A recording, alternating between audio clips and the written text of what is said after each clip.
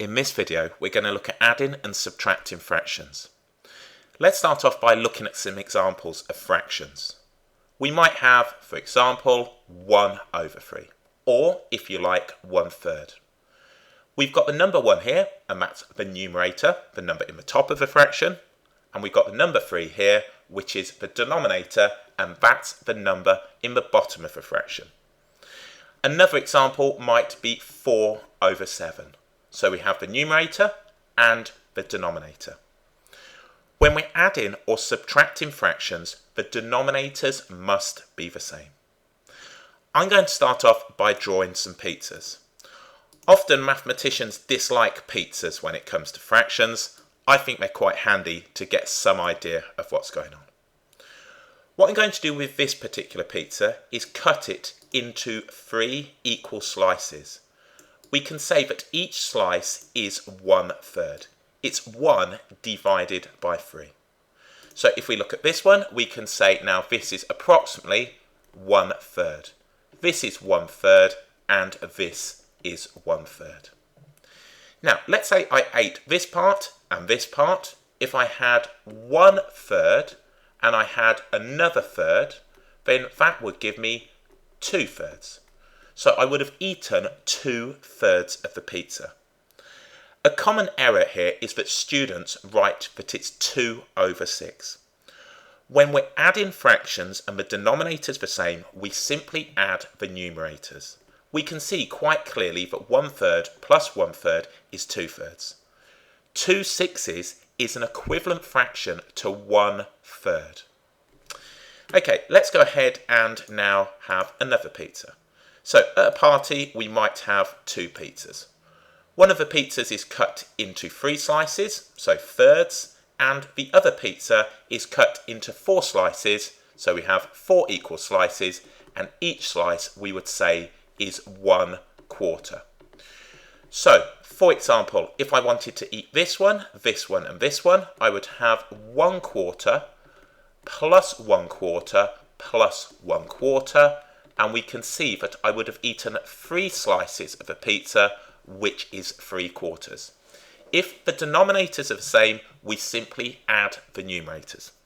The same goes with subtraction. If the denominators are the same, we simply subtract the numerators. Now, what happens if I want this piece and this piece, and I want to express the amount that I've eaten in terms of a fraction of a pizza? So if I had 1 slice from here, that one just there, and I had 1 slice from here, and someone said to me, how much of the pizza have you eaten? It would be hard for us just to think, well, what's 1/3 and 1/4? Here we can add them quite easily. What we're going to do in the video is look at getting a common denominator so we can add and subtract fractions. There are a couple of different methods that you can use, and we're going to look at both of them, but essentially what we need to do is get a number in the bottom by converting these fractions now to have a common denominator. So let's go ahead and start off. So what we're going to do is add these fractions. We've already seen the first one, 1/3 plus 1/3. The denominators are the same, so we simply add the numerators. We get 2/3. Addition and subtraction of fractions is the only time we need a common denominator. We certainly don't if we're multiplying or dividing. 2/5 plus 1/5, well, that's simply going to give me 3/5. We have the common denominator and we add the numerators. 4/7 plus 2/7, again, if the pizza was cut into 7ths, and I have 4 of those slices and another 2, I've had 6/7. Okay, let's now move on. We've got here 3/4 plus 1/8. We have different denominators. In order for us to now add these, the denominators must be the same. The first method I'm going to show you is equivalent fractions. The way to think about this now is, can I scale this up in order to put it into 8ths? we're essentially looking for the lowest common multiple, that's the first number both 4 and 8 go into. and it is 8. So I don't need to alter this fraction, I simply need to double the numerator and the denominator of this fraction. If I did that, I'm going to have the equivalent fraction of 6 over 8 plus the existing 1 over 8, which is now going to give me 7 over 8. So all I've done here is spotted that 4 is a factor of 8 and doubled it up. The alternative approach is to simply multiply all of this fraction by this denominator, the 8, and all of this fraction here by this denominator, the 4. If we do that, what we're going to have now is 8 lots of, let's put 3/4 rather than 1/3, 8 lots of 3/4. So let's write this here, 8 lots of 3/4, plus now we're going to have 4 lots, and we can write it either way round if you like to put it that side, of now 4 lots of 1 over 8. So when we multiply a fraction, we multiply the numerator and the denominator, so we have now 24 over 32 plus 4 over 32. We can see that this is going to give us 28 over 32, and that gives us the same size or magnitude as this fraction.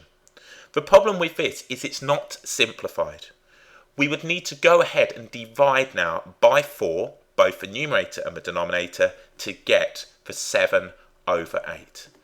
So you might think that this is an easier method, but in terms of a simplified answer, this way is slightly easier.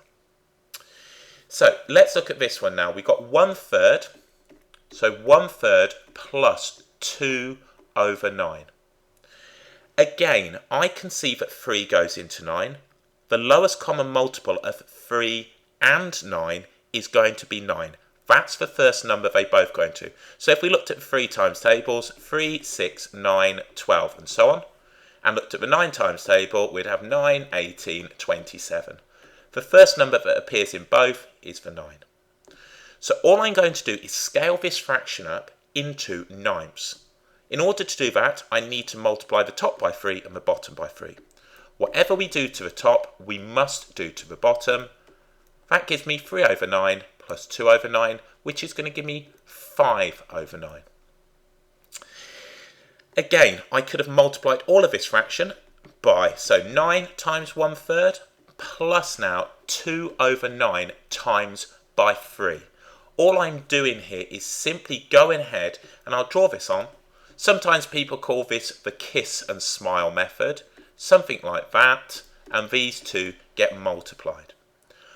I'm going to use a combination to some extent of both. What we have here now on, if I multiply this one up, we're going to have now, just multiplying here, we're multiplying by 9 and we're multiplying by 3, so we'll have 9 over 27 plus 6 over 27, which is going to give me 15 over 27, and again, we would look to need to simplify that fraction by dividing both by 3. The advantage of this particular method of the equivalent fractions is that if we had, for example, let's say 1 over 4 plus 3 over 8 plus now, let's say 7 over 16, I could turn these quickly into 16ths without having to multiply an awful lot across. I just multiply this one by 4, so that would be 4/16. Multiply this one by 2, which would be 6/16, and leave this one alone, and that would give us now 4 plus 6, which is 10, plus 7, which is 17 over 16, or if you want a mixed number, 1 whole one and 1/16. Okay, so let's go on to the next one. 2 over 3 plus 1 over 5. We're going to need to convert both of these fractions. So before we just did it with 1. The lowest common multiple of 3 and 5 is 15. We got 3, 6, 9, 12, 15 as the 3 times table, 5, 10 and 15 as the 5 times table. That's the first number they both go into. So all I do here is multiply this one by 5 and this one by 3. So what do I need to do to turn 3 into 15? Times it by 5. So I'd multiply the numerator by 5 as well, and it'd be 10 over 15 plus now 3 over 15. We can see that's the fifth one, and that's the third one. So that would give me 13 over 15. Now, you might think, well, why didn't he just multiply this side here by 5 and this side here by 3? Perfectly fine. In this particular case, that would be fine. So this is an alternative approach. And you can see here that I get 10 over 15 plus 3 over the 3 over 15, and we would just go ahead and add them. Again, the advantage with the lowest common multiple is for ones like this, we're not going to have to simplify. And also, if we have more fractions, it's going to be easier to do. So 13 over 15, either way. Let's look now at 3 over 4 plus 5 over 6. Now, the lowest common multiple, the first number that 4 and 6 go into is 12. If we just consider 4, 8 and 12, we've got 6, 12. We can see that that is what we're going to get. So all I need to do to switch this up into 12s is multiply numerator and denominator by 3. So that's going to give me 9 12s. And I need to multiply this one here by 2, which is going to give me 10 12s. So we get 19 over 12. Or, if you like, we could have 1 whole one and 7 12s. This is a mixed number. All I've done here is taken 12 out of a 19 and put it as a whole. That's 12 12s. And then we're left with 7 12s. So 1 and 7 12s. If you'd done this the other way, if we'd had 3 over 4 plus 5 over 6, you could have multiplied all of this one by 6 and all of this one by 4.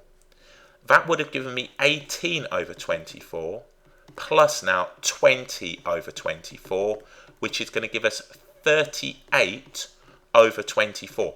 Now at this stage, of course, we'd need to simplify if we were asked to do it. If you weren't, perfectly fine.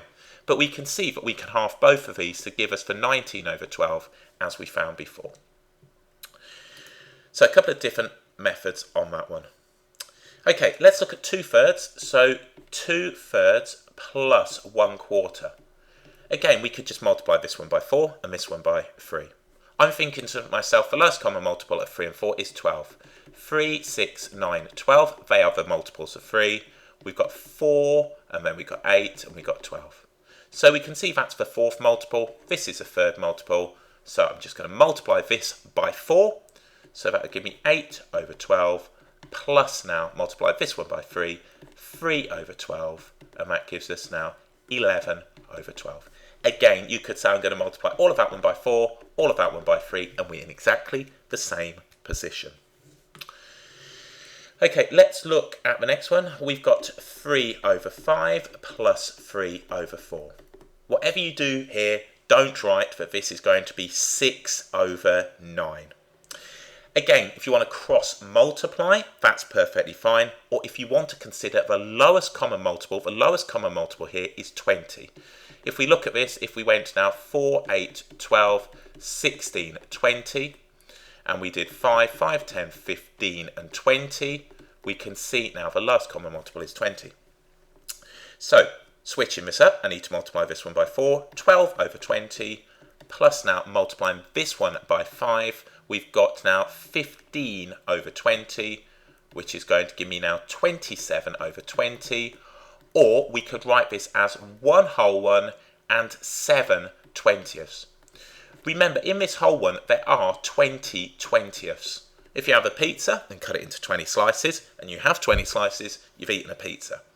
So this is just different ways of writing it. Okay, let's do one more. We've got 2/3 plus now 5/7. So lowest common multiple, it's now 21. We've got 3, 6, 9, 12, 15, 18, 21, 7, 14, and 21. We can see that this is the 7th multiple of 3 and the 3rd multiple of 7. So I'm going to end up now with 7 multiplied by this one. So that's going to be 14 over 21. And this one is going to be now 3 times that, which is going to be 15 over 21, which is going to be 29 over 21. Again, you can say I'm going to multiply that by 7 and I'm going to multiply that by 3. Just make sure you're multiplying numerator and denominator. So if you wanted a mixed number, 1 whole 1, and then we'd have 8 over 21. And that is the mixed number. So that's adding fractions. Subtracting fractions is exactly the same in the fact that we need a common denominator, but we simply now subtract the numerators. So 3 over 5 minus 2 over 5. So if I have 3/5 of the pizza and I ate 2/5 of it, well, quite clearly I'm going to have 1/5. We simply leave the denominators alone, assuming they're the same, and subtract the numerators. 3 over 4, 3/4 minus 1/4. That's going to give me 2/4, or, if we like, 1/2. Just go back to the pizza that we looked at. If I've got a pizza and it's split into equal parts, we got quarters, and I have 3/4, and I give this one to my friend, which is highly unlikely, I'm going to end up with just 2/4, and we can see that 2/4 make 1/2. Okay, we've got 7 over 12 minus 1 over 3. What we need to do here is get a common denominator. Again, you can multiply all of this side by 3 or all of this side by 12. Alternatively, we can see that 3 goes into 12, and we can see the lowest common multiple is 12. So leaving my 7/12 there, I'm going to multiply this now. So let's put a minus in, multiply this by 4. So that's going to be 4/12. That gives me 3 over 12. We can simplify 3 over 12 by dividing now the numerator and the denominator by 3, and that gives me 1/4. So that's what we end up with. All I've done is scale that up. Now, if you'd gone the other way and you had said this scenario, I'm going to multiply this one by 3, so times by 3, and times that by 12. 21 over 36 minus 12 over 36 is going to give me 9 over 36. 9 goes into 36 exactly 4 times, so we'd have 1/4. Okay, let's look at this one. 7/12, so 7 over 12 minus 5 over 6. Again, I'm not going to multiply here, I'm just going to double this one up. So 7 over 12 minus 10 over 12. I've just written an equivalent fraction as we've got the lowest common multiple of 12. So what we're going to get here, 7 minus 10 is negative 3 over 12. We can simplify this now to negative 1/4. I'm dividing the numerator, which is 3, by the denominator, which is 12, and we can see that that's going to give us now 1 over 4, and that will be negative. Don't worry if it's negative, it makes perfect sense. Okay, 1/3 minus 1/4. So at this stage, we could say multiply this by 4 and multiply this by 3, or we could just look at the common denominator. The common denominator is going to be 12. 3, 6, 9, and 12. We've got 4, 8, and 12. So this is the fourth multiple of 3 and the third multiple of 4. So let's go ahead and write that this is going to be 4 over 12 minus 3 over 12, which is going to give us 1 over 12. Again, multiplying this one by 4, multiplying this one by 3 would have given you the same answer. Right, let's quickly whip through these. So I'll just go through these relatively quickly so we can see what we're doing. So 4/5 minus 3/4. Lowest common multiple is going to be 20. So we can see that I need to have 16 over 20 by multiplying this by 4, minus 15 over 20 by multiplying this one by 5, and that's going to give me 1 over 20. If we look at this one, we've got now 7 over 4 minus 1 over 6. Again, we could multiply this up, or we could spot that the lowest common multiple here is going to be 12. 4, 8, 12, 6, 12. We can see that we have that. So if I do that, that's going to give me 21 over 12, which is a top-heavy fraction. All I've done is multiplied this one by 3. Minus now, I need to double that one up, which is going to be 2 over 12. That's going to give me now 19 over 12, and if we wanted a mixed number, 1 whole 1, and that is going to leave me 7/12. With these mixed numbers, it's not just going to always be 1, it's just these have turned out to be 1. So for example, if we had, let's say we had 9 over 4, well 4 goes into 9 twice, so we'd have 2 whole ones and 1/4.